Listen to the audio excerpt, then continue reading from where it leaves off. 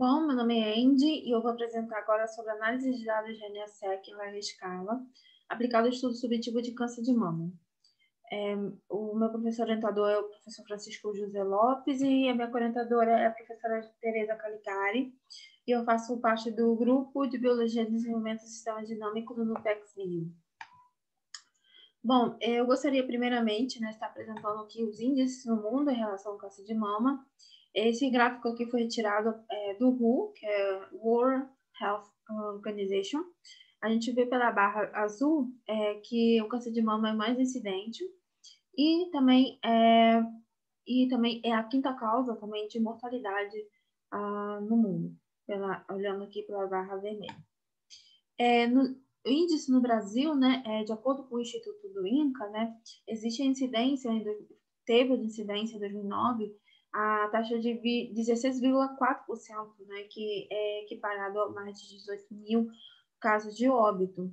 E também no mesmo estudo ele relata que a taxa de incidência, né, na população é de quase 44 casos a cada 100 mil mulheres. Bom, o câncer de mama em si, né, como todo outro tipo de câncer, né, ele possui um comportamento desordenado, um comportamento de musculação desordenada.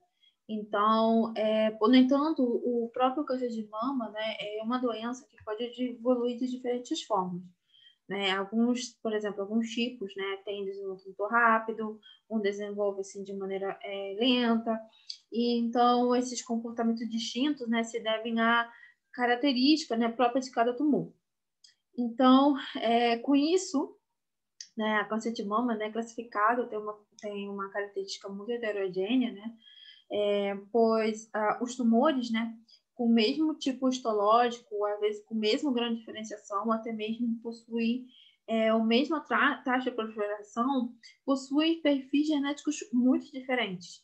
Então, assim, é uma doença, né, que pode evoluir de formas distintas, de formas diferentes, apresentando diferentes prognósticos. Então, considerando, né, toda essa característica, né, heterogênea, então, hoje a gente consegue classificar ao nível tipo molecular. Aqui a gente pode ver, né, o subtipo de câncer de mama. Então, uma vez detectado, né, na paciente, né, elas são submetidas a vários testes, né, e uma delas é da imunossoquímica. Então, esse teste, né, ajuda, né, ao médico a fornecer dados de precisão, né, diagnóstico do tumor e também a definir também o grau, né, de expressão dessas oncoproteínas. Então, a gente vê aqui, por exemplo, nesse gráfico, a gente vê 4 tipos de subtipos moleculares. No entanto, existe também outros também, como o tipo negativo na basal e também o condilão, que foi recentemente protocolada. No entanto, por exemplo, assim, no luminal A, a gente pode ver, né, a superexpressão, por exemplo, do PRP e IRE, né, que é o receptor de estrogênio e de progesterona. Já no HER2, essa superexpressão do HER2, né, e o triplo negativo, como o próprio nome diz, né, realmente tipo assim, a baixíssima, quase nula expressão dessas oncoproteínas, né, desses receptores. Então, dependendo, né, de como a paciente o tumor, né, da paciente classificado, né, vai depender, por exemplo, assim, da agressividade, vai depender, por exemplo, do prognóstico, vai depender também do tipo de terapia.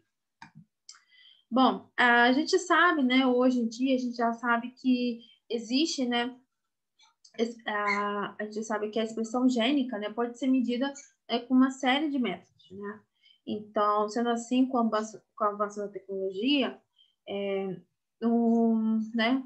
nas técnicas, por exemplo, de DNA complementar, então temos o microarray, temos o RNA-seq, né?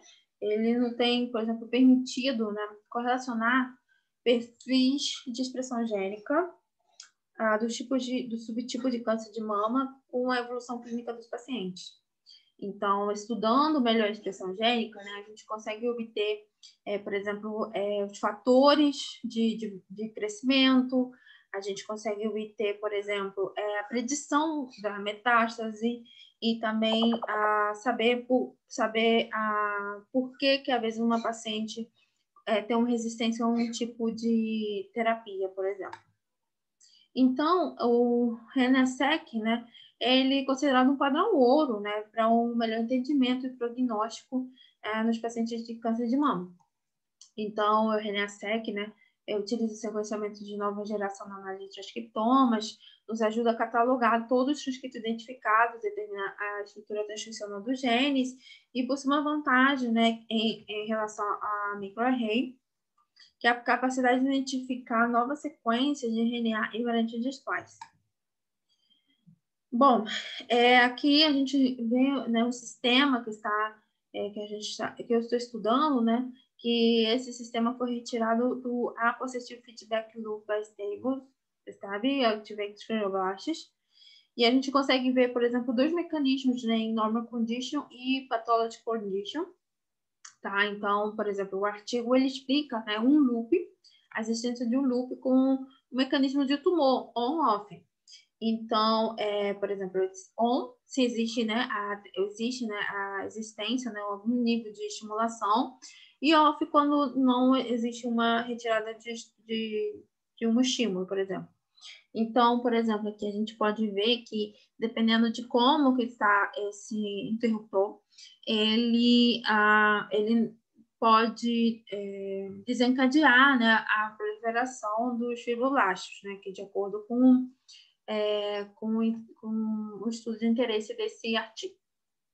Então, assim, a gente estudando melhor sobre esse tipo de Positive Feedback Regulation, né, a partir da TX1, PX1 e tenacina C, ele nos ajuda a compreender, né, a ativação de fibroblastos após uma injúria. E também, ou até mesmo, né, durante uma cicatrização de feridas em condições normais. No entanto, né, em condições patológicas, né, isso não é possível, pois mesmo os fibroblastos, né, sendo estimulados de uma forma desregulada, né, parece que esse mecanismo de interruptor ele não acaba se desativando, né, o que acarreta a continuidade, né, ou até mesmo o aumento da proliferação da linhagem de fibroblastos. Ah, tá. E também o artigo, né, ele associa a essa desregulação desse loop, desse interruptor, né, a comportamentos celulares cancerígenas e também na ocorrência de doenças fibróticas. Bom, no artigo, né, a gente encontra informação que o TX1, ele, por exemplo, ele regula positivamente ao gene PX1 diretamente, o que acaba aumentando também a expressão da tenacina C, né? Então, como eu disse, né, que esse mecanismo, esse loop de mecanismo acaba assim regulando, né, a ativação desse fibroblasto. Então, quando por exemplo, aqui a gente pode ver, de acordo com a literatura, né, que o TX1 é regulador central da transição epitélio-mesenquimal célula de carcinoma, e PX1 recentemente associado à indução à transição epitélio-mesenquimal, e a tenacina C, que também promove a migração de células cancerígenas no processo de metástase. Bom, aqui também o artigo, né, ele relaciona, né, o RNA-seq, tá, de pacientes retirados, né, do portal TCGA, de um banco de dados. Então, ele consegue relacionar e chega à conclusão que existe sim uma forte correlação entre as expressões de 3 genes em vários tipos de câncer. Então, ele relaciona aqui com câncer de cólon, câncer de esôfago e câncer de estômago. Bom, os objetivos para esse trabalho, né, é contribuir com a formação na área de bioinformática, contribuir com a pesquisa do grupo, também com o know-how que o meu grupo de pesquisa estudam, né, na câncer de mama, então eu gostaria de acrescentar esses dados, também estudar a significância do interruptor, esse mecanismo interruptor, nos diferentes subtipos do câncer de mama, e específico, né, aprendizagem de linguagem GR, estudo de técnicas de bioinformáticas, como a consolidação HitMaps, e com isso também estudar a correlação dos níveis de expressão gênica nos diferentes tipos de câncer. As metodologias, né, a construção de script em linguagem R, análise de correlação, constelação de dados, a construção de heatmaps. Bom, no TCGA Database, né, como o próprio artigo ele estuda, né, para câncer de mama, ele encontrou 1.084 amostras de pacientes. E a minha finalidade com esses dados, né, é estudar se realmente o PFL correlaciona, né, correlacionando com esses 3 genes, né, com o subtipo de câncer de mama. Pois no artigo, tá, ele pega 11 tipos de câncer, tá, ele relaciona esse mecanismo interruptor para 11 tipos, né, e então ele apenas certifica que o câncer de mama ele está incluso. No entanto, o meu trabalho é focado, né, para o câncer de mama e especificamente mais sobre esses subtipos moleculares do câncer. Então, eu vou apresentar alguns desses resultados. Primeiramente, foram dados, vários dados foram extraídos do TCGA.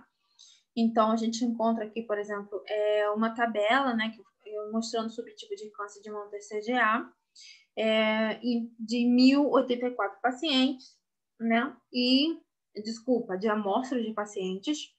E aqui também foram baixados, né, dados de GeneSeq, né, para serem manipulados no R. Bom, então, primeiramente, né, eu quis saber primeiro, corroborar, primeiramente, se existe mesmo essa correlação desses genes estudados com o câncer de mama em específico.